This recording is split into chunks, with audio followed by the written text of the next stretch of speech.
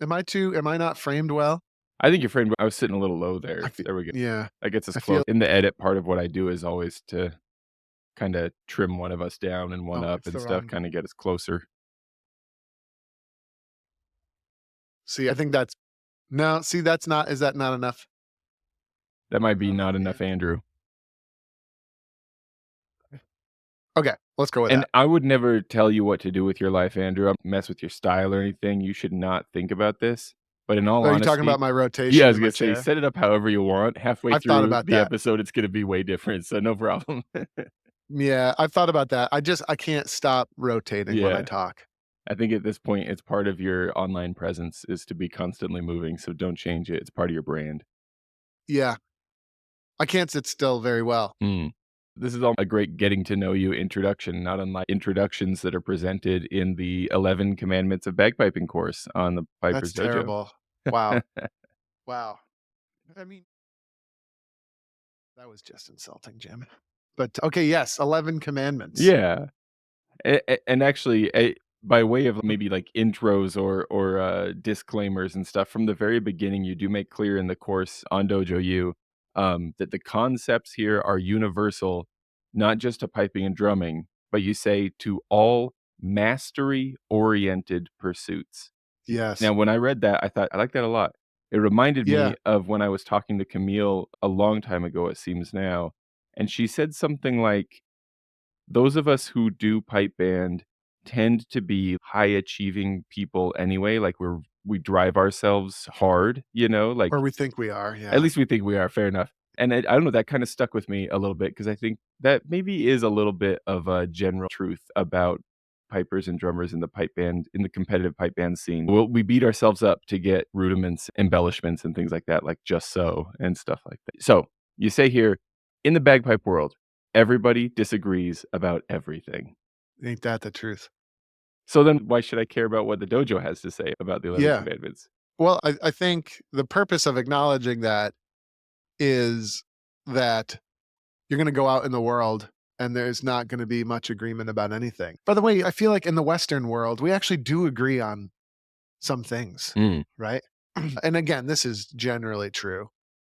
If you listen to enough, political pundits, you'll hear them criticize this as well. But we all kind of agree that you should go out there and you should be you and you're free to kind of express yourself the way that you want. yeah, that makes sense. Societally, individualism tends to be sort of the flavor of the day. Yeah, that makes Yeah, sense. but if you look closely at the bagpiping subculture, we don't even necessarily agree on that.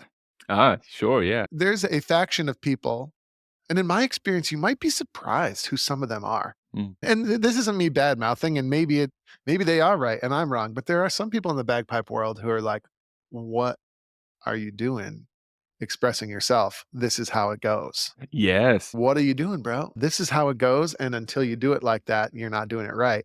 So we don't even agree on that necessarily in Mhm. our bagpipe world. So anyway, yeah, everybody disagrees about everything. And so the reason we're starting there is because we're trying to get to the idea that you're going to need to find your own personal compass Mhm. to survive Mm. in this pastime. And you do say later on in this introductory, section, you do say, "And this is a good thing."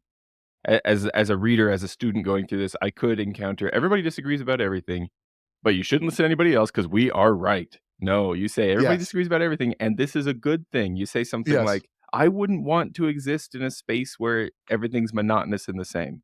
It's sort of like the Wild West, but you're not gonna die, It probably. takes the main bad thing about the Wild West and removes it.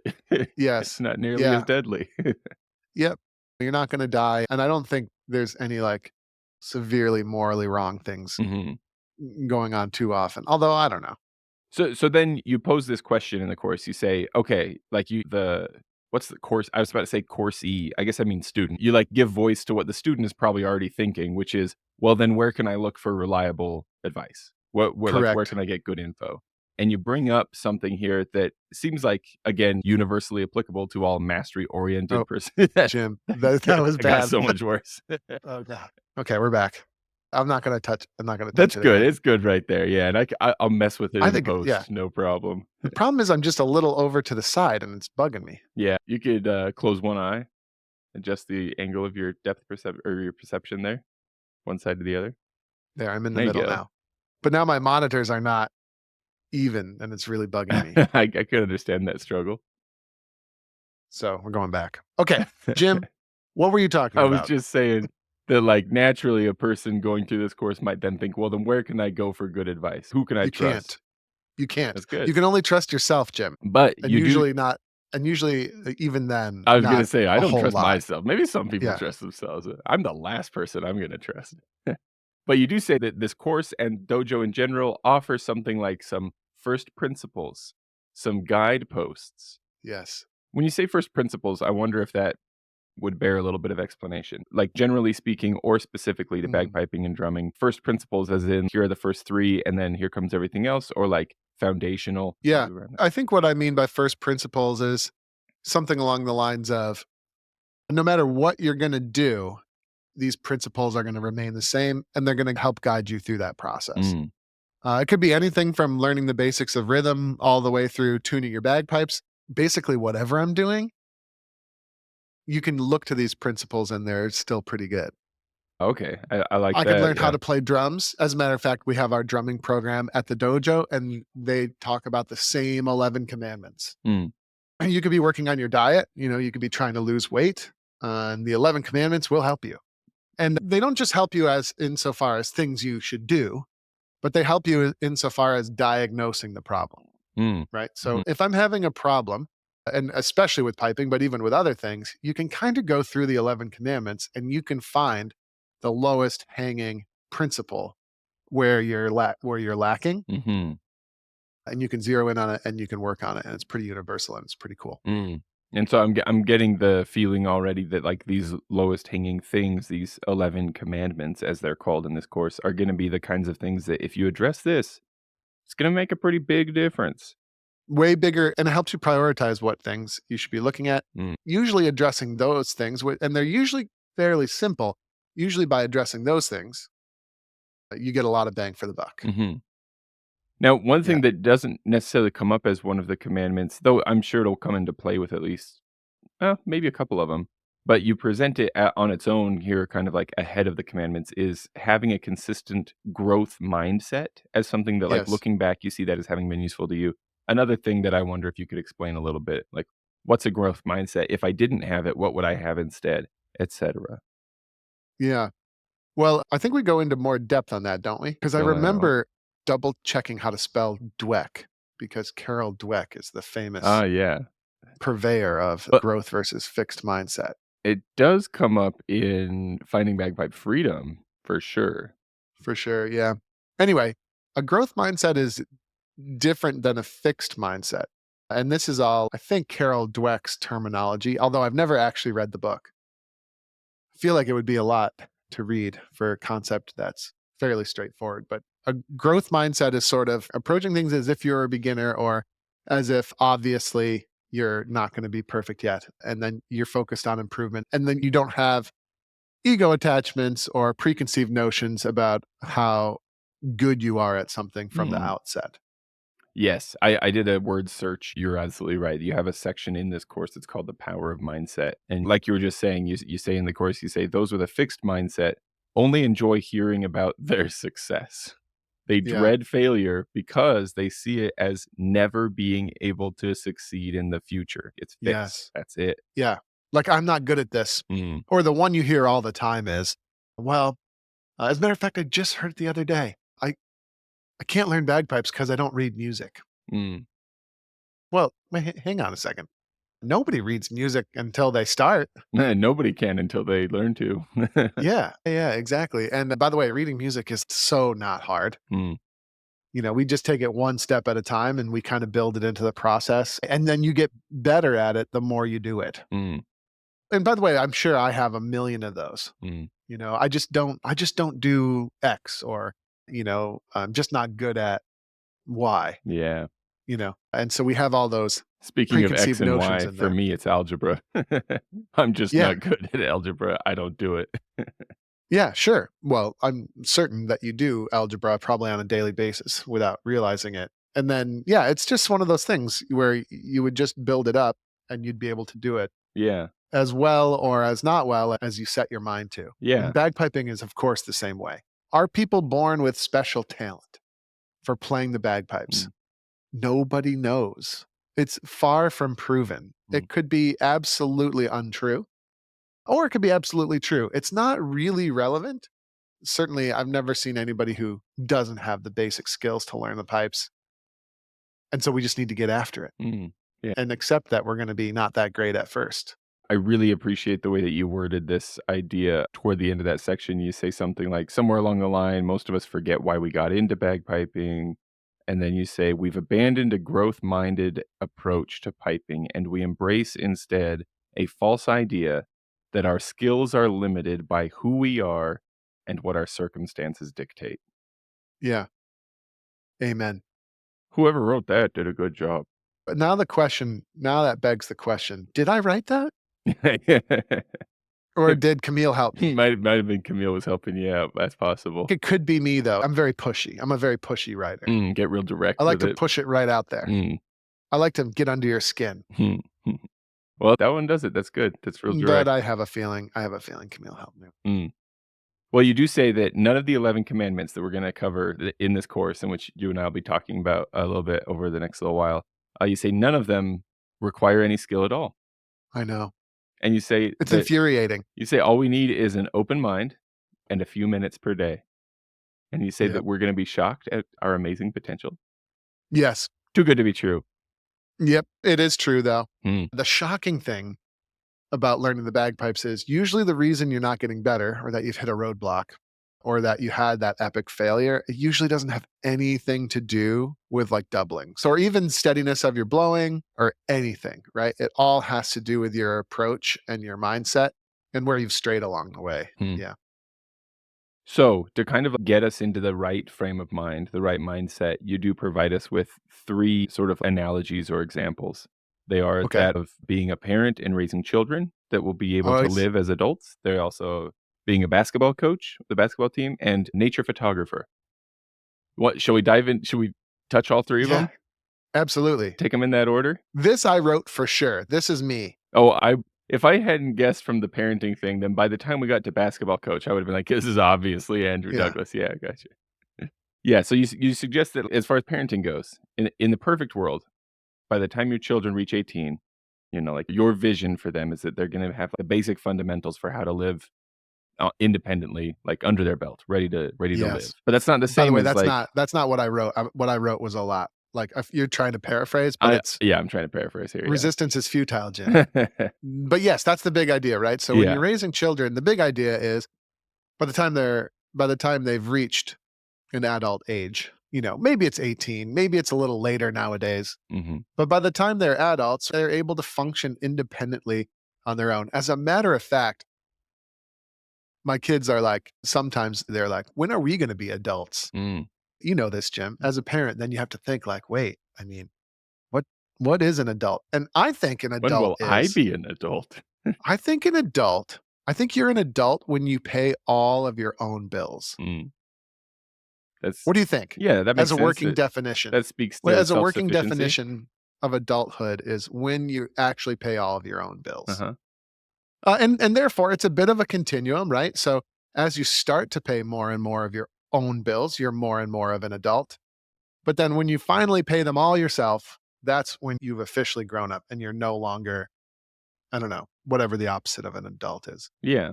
Thoughts? I think that can make sense, and I think it falls in line with, I mean, tell me if I'm interpreting this incorrectly, but sort of the idea being that, like, even there, you're saying, like, they're You're trying to self-sufficient. keep this discussion on point, aren't you? You're saying, like, they're paying all their bills, so, like, they're taking care of themselves, but you are not getting really specific about exactly where they're gonna shop for groceries and exactly where they're gonna live and exactly which car they're gonna be buying, to make Yeah. car payments on, because that's all them living their life. You're just talking, like, principles here. Yeah. And if I were their parent or their teacher and I were to dictate whether they went to Wegmans or Price Chopper to get their groceries, that would be pretty weird. Mhm. It would be weird. Because like at some point you are your own autonomous adult and you're willing and able and capable of making decisions that are right for you.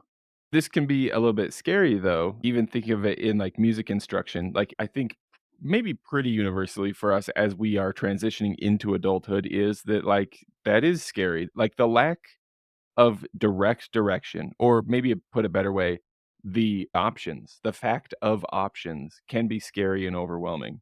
And I think that Yeah, that happens to us as music students as well. Maybe it's a personality thing, but I feel like at a certain time in my learning journey, I would have very much needed or at least preferred to have an instructor say, do this, do it this way. And so then to say, well, here are some ideas, but you do you, could feel a little bit scary for me. I mean, at this I point, know. I like that, but I don't know if I always would have. It reminds me of nutritionists Mm. who hate it when their clients are like, "Just tell me what to eat." Yeah, That's not what this is, but that's what right? I'm paying you for, nutritionist, like, that's Yeah, why. I just wanna know what to eat. Just tell me what to eat and I'll eat it. Yeah, and exactly how And much of it. I think there's definitely that with piping too, right? But that's exactly the divide, and it's very difficult to teach, but as teachers or as people who are experienced or as people who wanna be conscientious about that sort of thing, that's exactly the wrong side Mm, that you wanna be on. And I understand the temptation, but then why is that temptation there? So it's like, I just want an instructor that shows me exactly what to do, and then I will do that thing. mhm, But that's not playing the bagpipes for the right reasons. mm, And again, this is just my take. Maybe you can disagree, but we the reason we picked up the bagpipes is not to replicate, right? It's to produce that effect on our own and to be able to get into what that effect is all about.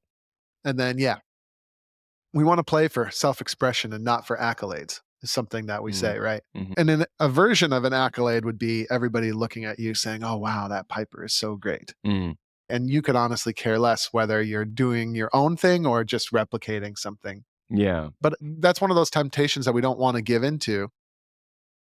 And as teachers, we need to make sure our students don't, mm, right? Because the power of all of this comes from your own ability, and the power and the interest and the intrigue and the ongoing potential for this to continue to interest you comes from your ability to produce your own thing, to do your own thing, man. yes, yes. The way you put it here when using the analogy of parenting is you say that the hope is that your children will be free to pursue whatever opportunities they wish in I whatever know. ways are fulfilling to them.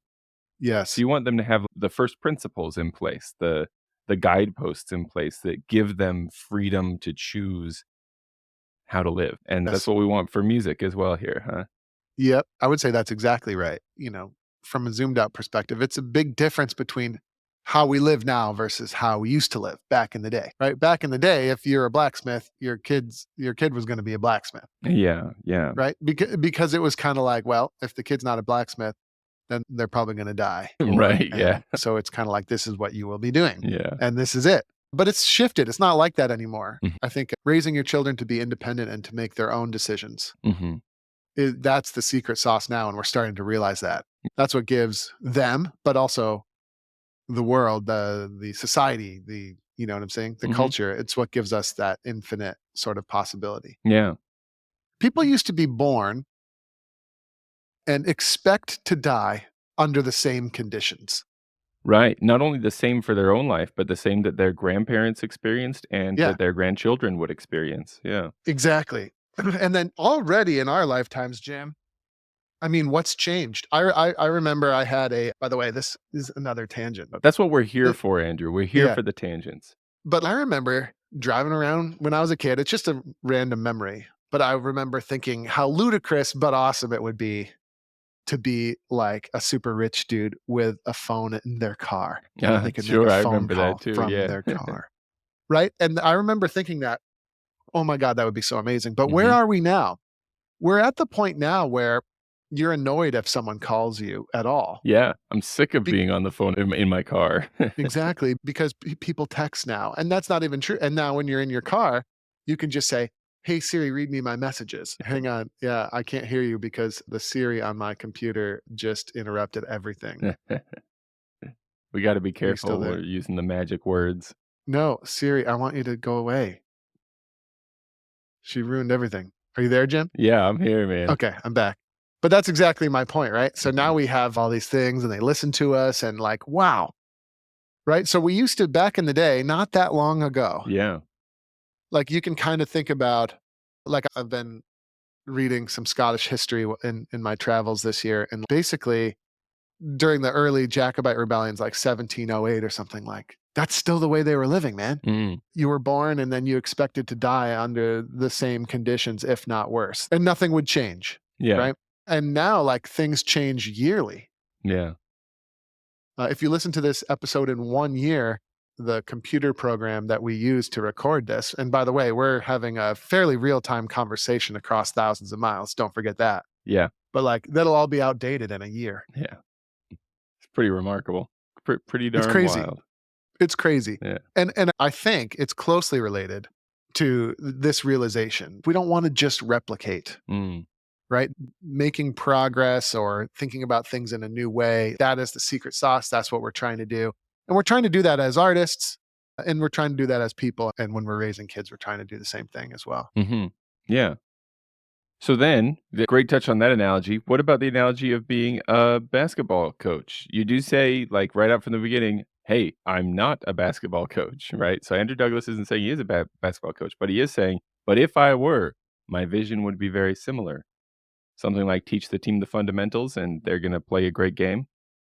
Yes. I mean, it would be weird to have a coach on the sidelines saying, like, "Number 12, take 3 steps to the left. Number 47, throw the ball southeast." Like that. Yes, That would be exactly. weird.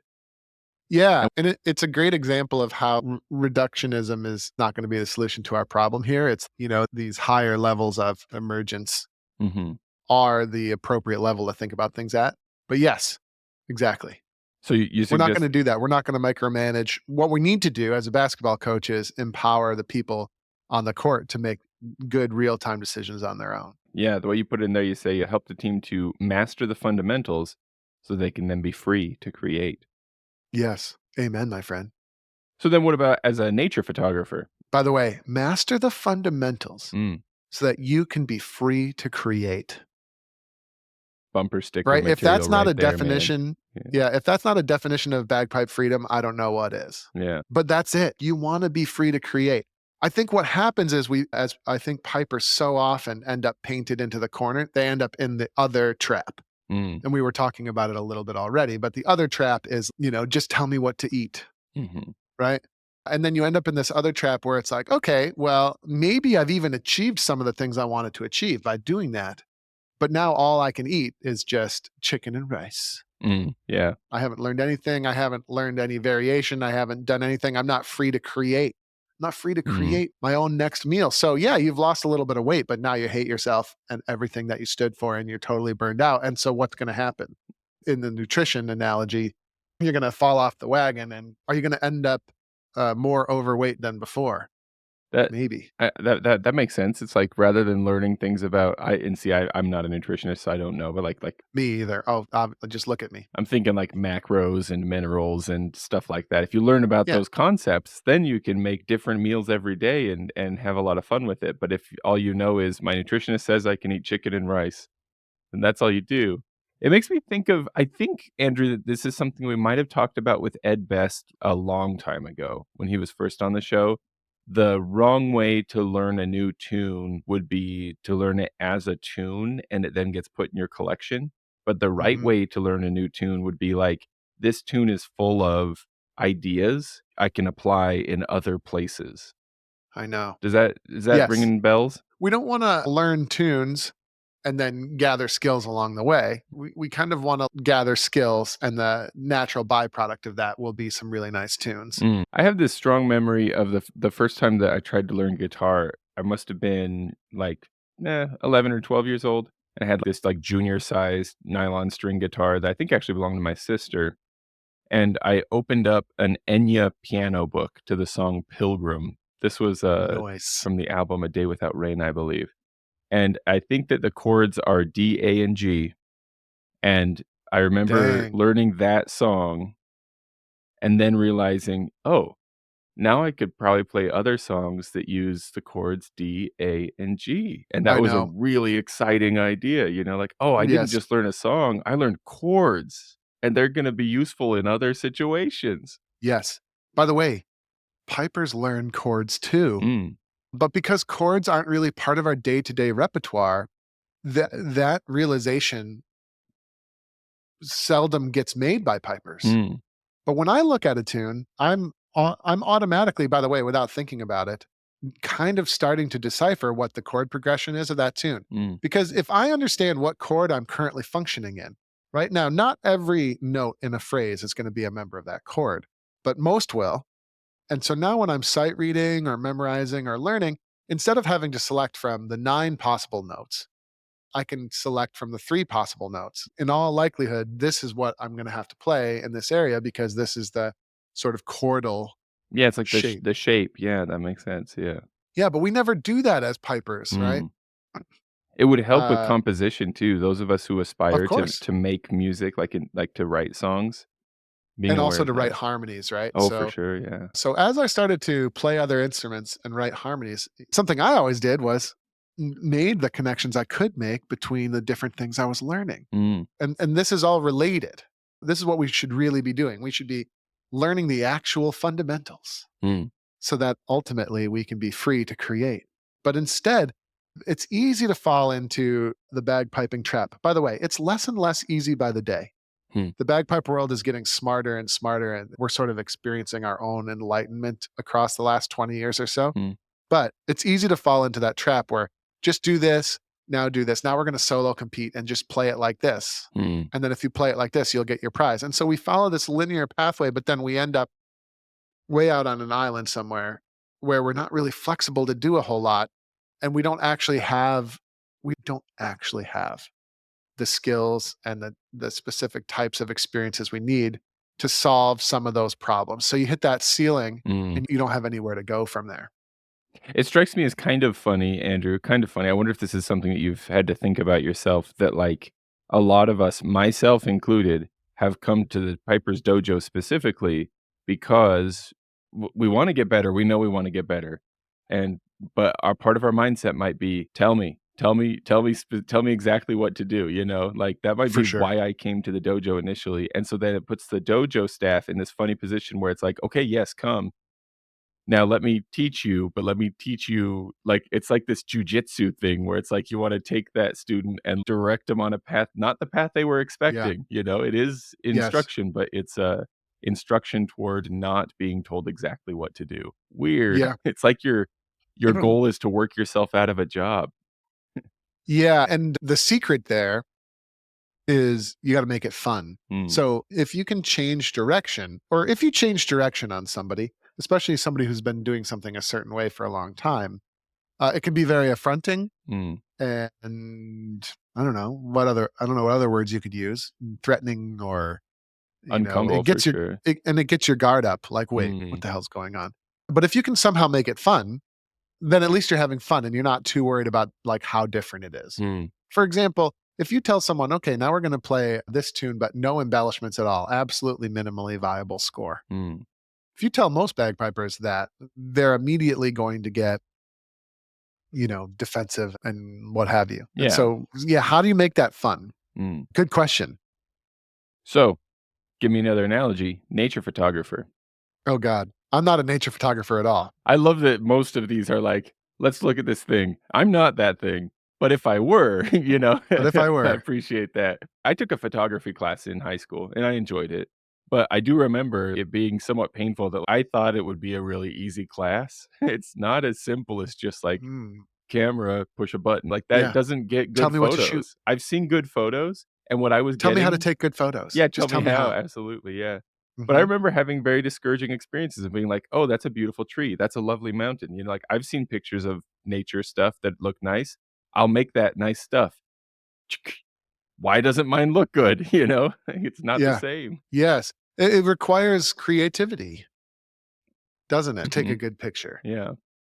It requires a very special person who can take something that's so beautiful and make it look so unremarkable in a photograph. Yeah.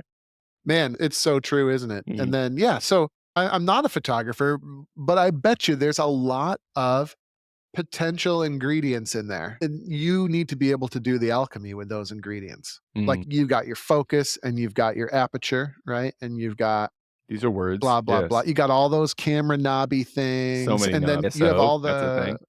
and you have all the potential software options that you can use Yeah. to do stuff with the photograph afterwards, or Mhm. maybe you're going with film and then you have all the development procedures and all that stuff. Like those are all the components, and you need to get to know those things. You need to probably experiment with them quite a bit so that when you are confronted with a situation that you'd like to take a photograph of, you now have the tools in your tool belt that allow you to be creative in the moment. Mm. By the way, a lot of that's probably a mindset thing too, where no matter what I do, the perfect picture is not going to come out. So, how do I just make it the best it can be in Yeah. this moment? Right. And then there's all that stuff. All that stuff is in there. It's all the same, I think. That seems like it might be an especially good example of, like, the importance of mastering the fundamentals as much as possible because I'd imagine that at least in some situations, because of the way the light is changing or because your subject is moving, you don't have time to go, "Okay, let me run through my checklist. Oh, yeah, how do I adjust aperture again?" Like, it's gotta Yeah. be a pretty Yeah. natural thing to make those adjustments and Yeah. snap that photo, at least in Just some like si a piper does, Yeah. now then they sound Mhm. amazing and then they start their tune. Yeah. But that's not a thing. Someone can't just give you that and help you rehearse it. That comes from an actual understanding of a whole lot of different components. Mhm. By the way, there's approximately 10 active components. We talk about that in Bagpipe Freedom. That's kind of the next question that you pose in the course, voicing what is probably happening in the student's mind already, which is, well, then where do I start? At least where do I start? That's Yeah. it's a lot. So Just how tell do me I, where to start. yeah, give me something solid to get diving into here. When is that the golden rule? Is that where we start? Yes. What's the golden rule, Jim? Everything I do as a musician is in the interests of developing true creative freedom. Yeah. So everything's Love that. pointing toward that. So that helps to have us oriented. I do have what is this that I highlighted this and I wanna see why I by I the mean, true way. creative freedom, I mean, that's juicy, but everything I do is going to be pointed towards that. And you can use your creative freedom for whatever you want. I think Mm, that's an important thing. And what a lot of bagpipers want is to play solos. status-driven goals, that is common, yeah. But no, but that's fine though. But Mhm, also, if that's what gets you going, mhm, if that's what your interests are, like for me, sometimes, absolutely, I love a good competition. I love playing a good MSR. And so I want to be able to apply my creative power, my creative freedom, all my energies. I want to be able to apply that as successfully as possible towards playing a great MSR in solo competition. So that's great. You could play P-Brock, right? In a whole bunch of different styles. You could play it in the competitive style. You could play it in a more historical style or whatever. If you want to do that, you need to have the toolkit to be able to do it. Sometimes I want to write a new tune. Sometimes I want to write harmonies. Sometimes I want to jam with a jazz quartet, I don't know, mm, or a church organist. I don't know. What else can you do? There's so much stuff you can do. Sometimes I just want to program some music on my computer. And maybe I don't even play bagpipes at all to that music. And I just kind of write some music. mm, It's all you should be able to do whatever you want to do. Sometimes I want to get sheep and cane going and play in Inverarian district. That's a really, really difficult challenge, but extremely rewarding. By the way, someday I'd love to play in a great bag ad band as well. That sounds like a mm. lot of fun. One of my biggest fears about that is I don't speak French well at all. Yeah, well, you I don't speak French at all, so you got one up on at least one dude in the world, Andrew, so take Not comfort in really. that. Um, but anyway, creative freedom. Yeah, That's the thing. That's the thing that I want for my children, and it's the thing that I want for my bagpipe students. yeah, and for your hypothetical basketball team and for your hypothetical photography career. Basically everything, right? Yeah, and I think that's where the list you were creating there, like, maybe I wanna do this, maybe I wanna do this, maybe I wanna do this. I think maybe the point there is, like, you can fill in those blanks with anything you want, and you might fill in those blanks with things you haven't even thought of yet 10 years from now, but what will be universally present is the fundamentals, the golden rule, Yes. right? The fundamentals will help you achieve all of that, and anything else you come up with, like, universally across the board, this is gonna be useful, Yes. whatever your The goals are. risk of, and by the way, there's benefits to specializing, Mm, right? So like most adults have a career, something that they specialize in. There's great benefits to specializing. The heart surgeon specialists get paid a lot more mm. than like the family practice doctors. Yes, that makes Like a sense, lot yeah. more. Mm, Like 10x, 100x more. Like they get paid so much money, right? So there's benefits to specializing, but there's also huge downside, mm. right? So the more you specialize, the more of a specialist you are, the less of a generalist you are. And so your actual creative freedom overall is going to be decreased by over specializing. That's the line of thinking that I need to hold on to make myself feel better about never having specialized in anything in my life. I'm a generalist. Yeah. I'm a professional generalist. Yeah. Well, and sometimes your specialty can be great generalism, but it's actually pretty rare. Yeah. That's Usually specializing is going to be required at some point in order to gain specific leverage. yeah, it totally makes sense. Let's take the bagpipe world for example. Mm. The world's absolute top soloists are often not as flexible as musicians as people who might be more general. Mm. It's like within the But, you know, specialization of bagpiping, there's also specialization in competition soloing. yeah, Um, like the cost, right? The cost of specializing in that way is going to be that you're not going to spend a lot of time practicing, playing chords with a guitarist. By the way, that's not always true. And maybe that's changing. Like maybe we're starting to value that more, like the creative aspect of it and the mhm, uniqueness of it. Maybe we're starting to value that more. So maybe that's changing. mm, But that's just tends to be the case. mhm. I think any of us, who have been around for a minute can see how and it's not like a dig against the impressive soloist. That's It's a choice. yeah, that's one of the Right. choices that got made, and they're doing it really well, and that's awesome. Yeah.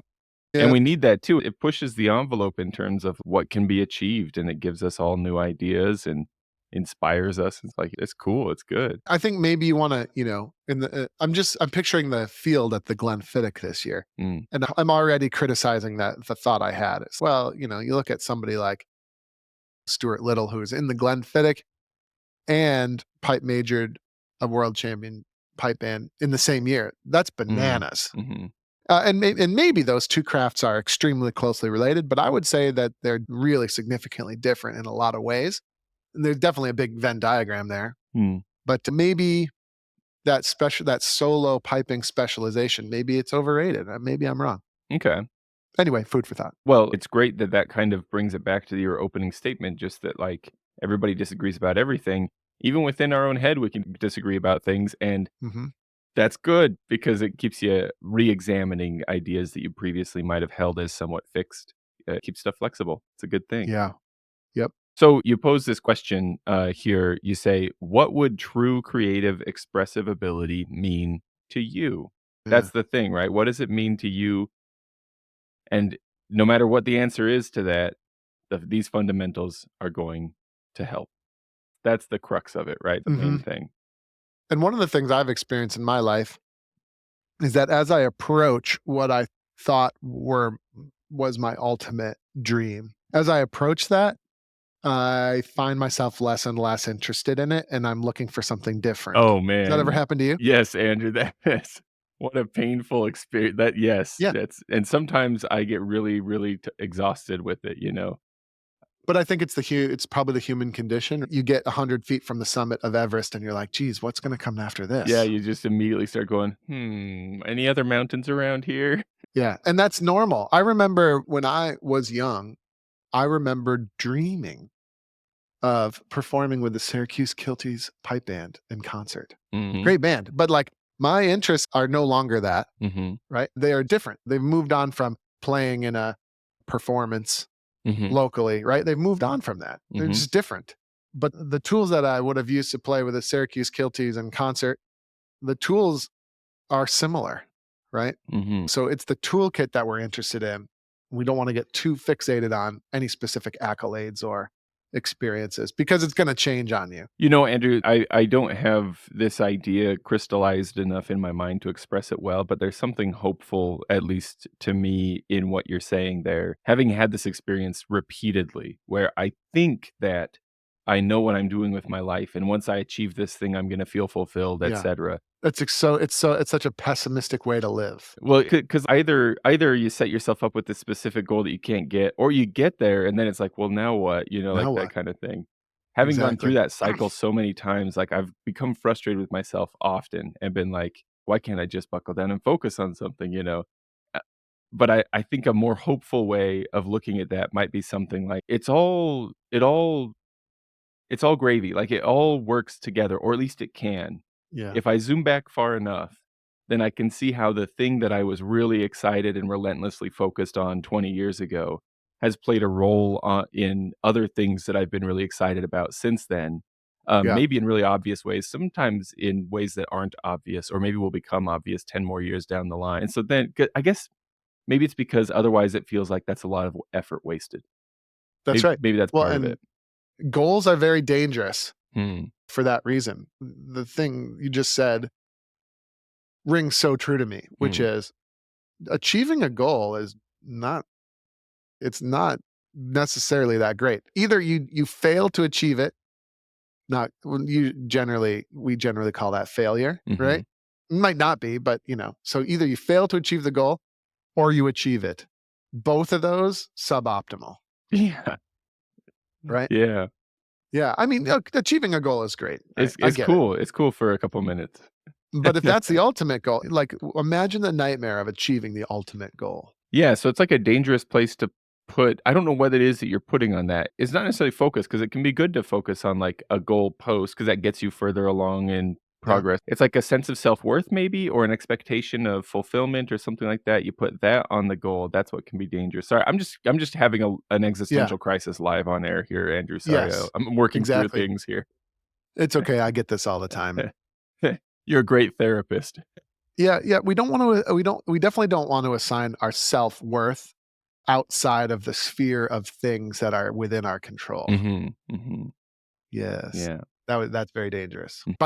But by the way, I feel as humans we constantly make that mistake. Well, and you do say here in the sort of prep material for this course too, you do say that at some point often along the way, we tend to lose sight of creative freedom and self-actualization being our dream, right? Yes. And that this instrument we're learning, piping, drumming, whatever it is like a way to have creative freedom and self-actualization, etcetera. We Mhm. lose sight of what you call the grand vision, and we get hooked on taking shortcuts to speed stuff up, or we get hooked on convincing others that we're a real bagpiper, Mm. things like that. Yeah.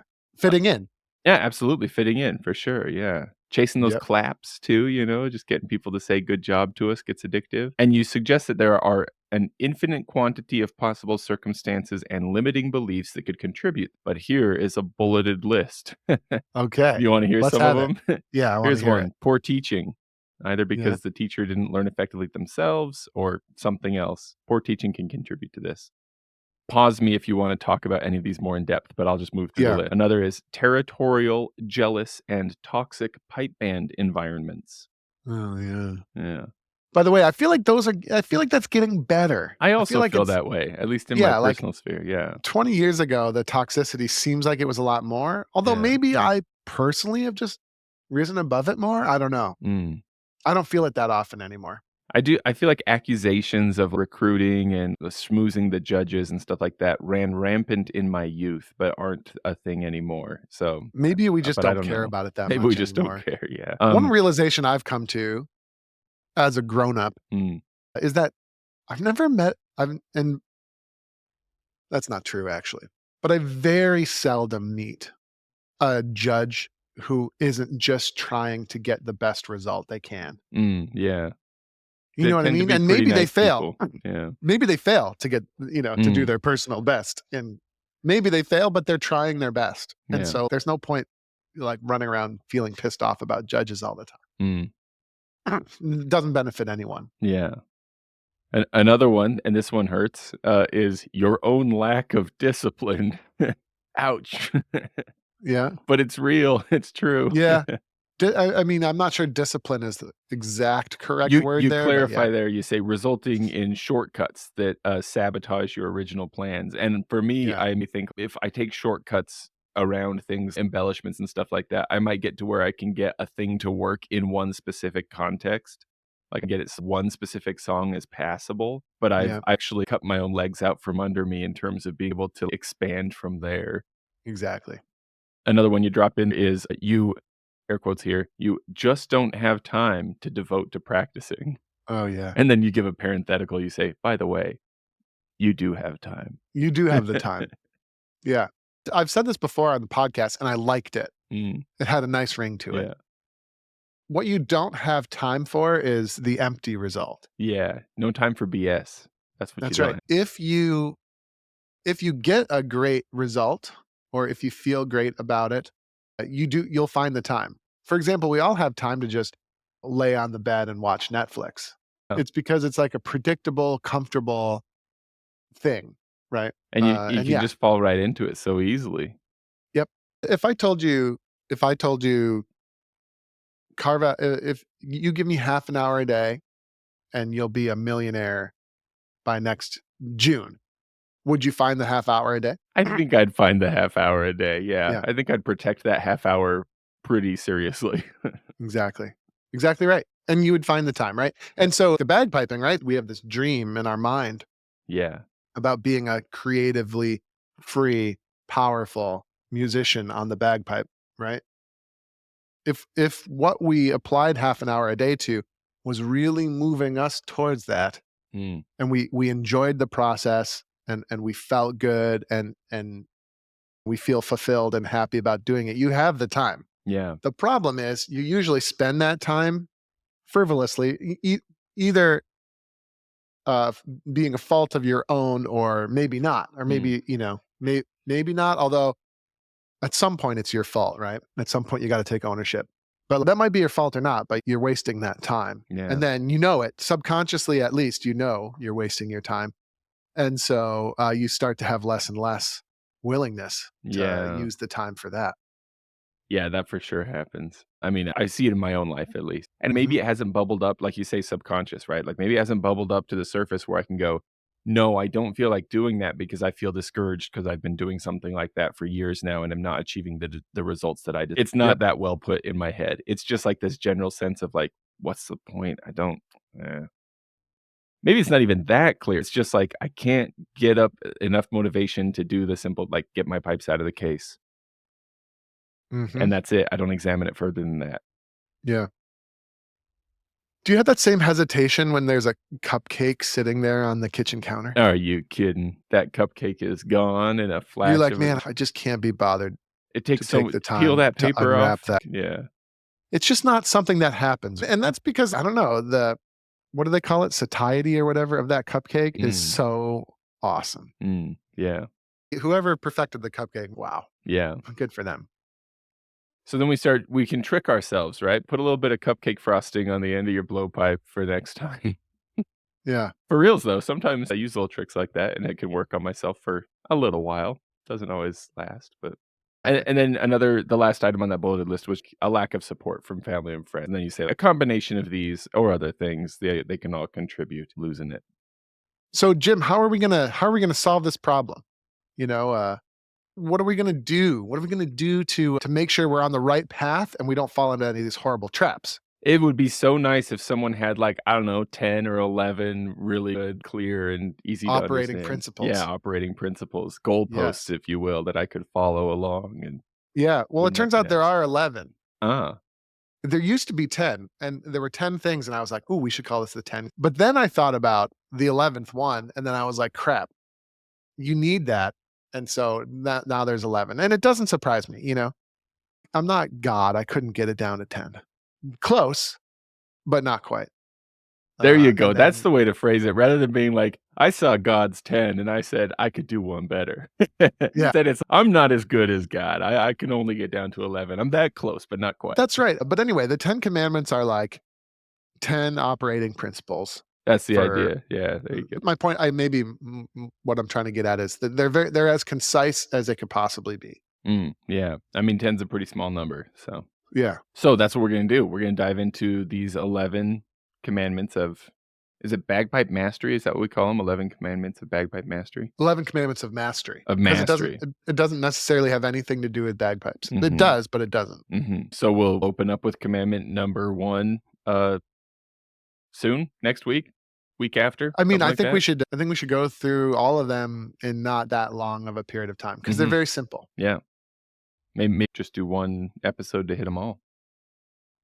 Yeah, we might not be able to get it done in that time. Cut them in half, Depends. something.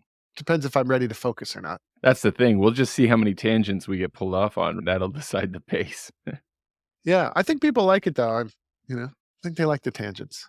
No? Let's keep telling ourselves that they do, because if we Yeah. found out they didn't, we'd have to change how we're doing things, and that would be hard. So There's at least 1 or 2 tangents that will be edited out of this episode as well, so you didn't if you're listening to this podcast and you think, "Wow, I'm really getting to know Andrew and Jim on a personal level," it's not really true. We edit out the parts that I don't want you to know about. Gotta throw a lot of stuff down the memory tube.